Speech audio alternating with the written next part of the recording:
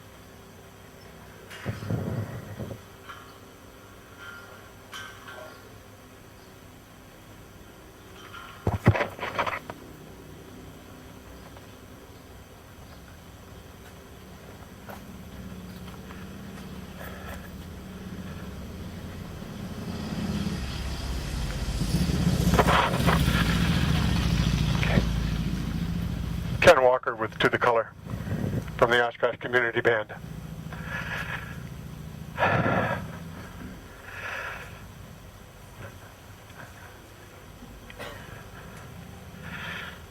And leading us off in the Pledge of Allegiance, Caitlin Ewing from South Park. Caitlin.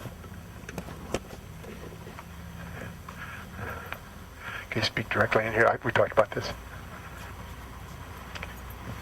I pledge allegiance to the flag of the United States of America and to the republic for which it stands, one nation, under God, indivisible, with liberty and justice for all.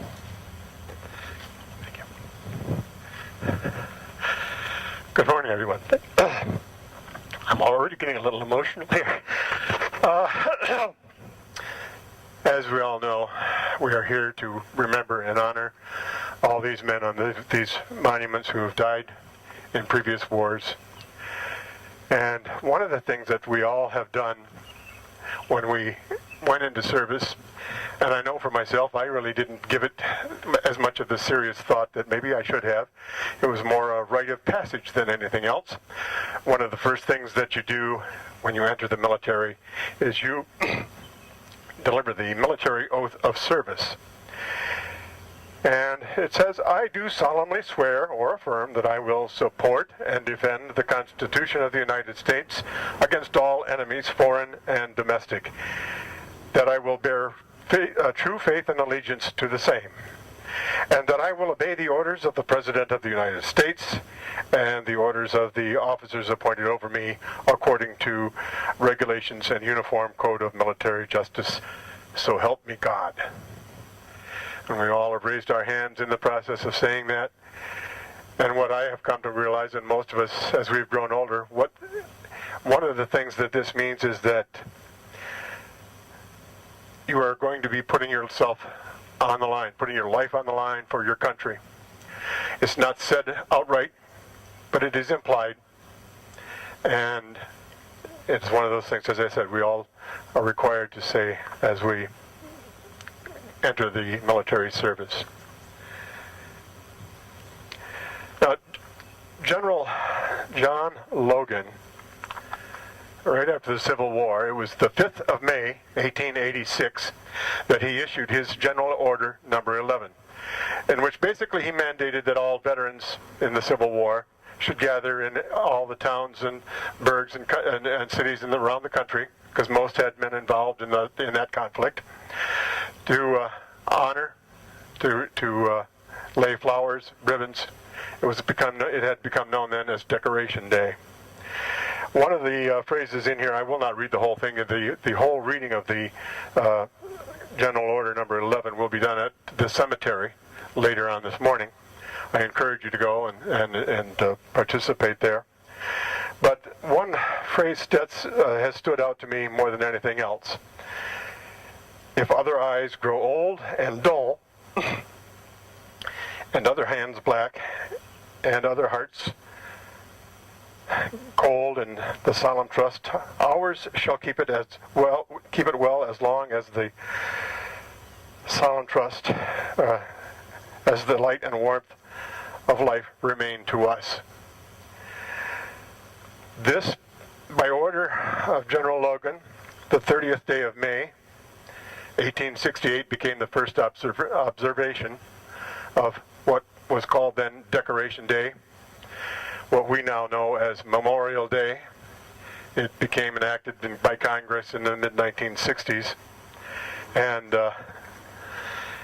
we now know it as, of course, Memorial Day, which for most is a day to get a good deal on a car, go shopping, have time with your family and friends, take a mini vacation. All these things are not what Memorial Day is about. Memorial Day is to honor and remember these guys for making it possible so that we could have all these things and others. And we should be very grateful to them. Part of a poem I found some time back, and I've heard it read, is from a poem called Ode of Remembrance from For the Fallen by Lawrence Binyon.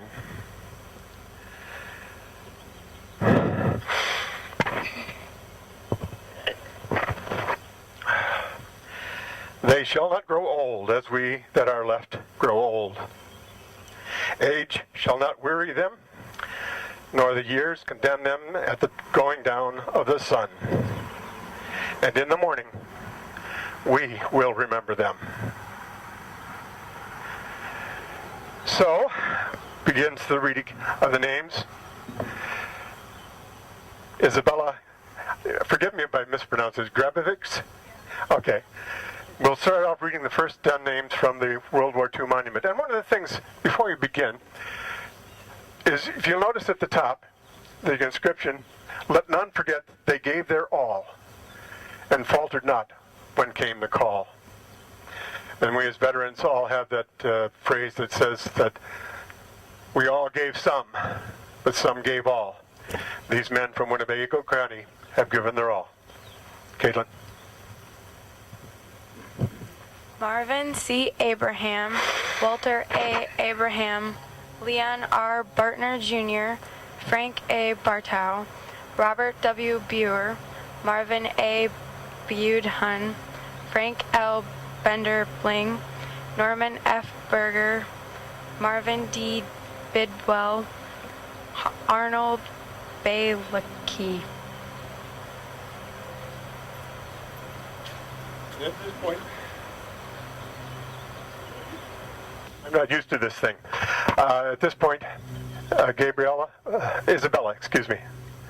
has started us off. This is a participatory event.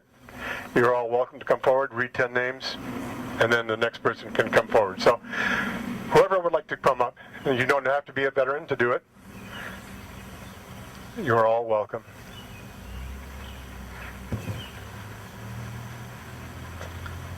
Don E. Bladel, Fred Bremer, Melvin F. Brown, Raymond L. Brown, Roger W. Brusky, Friedrich L. Bruner, Donald W. Butzloff, Norman Cabot, Gerald R. Case, Donald J. Clark.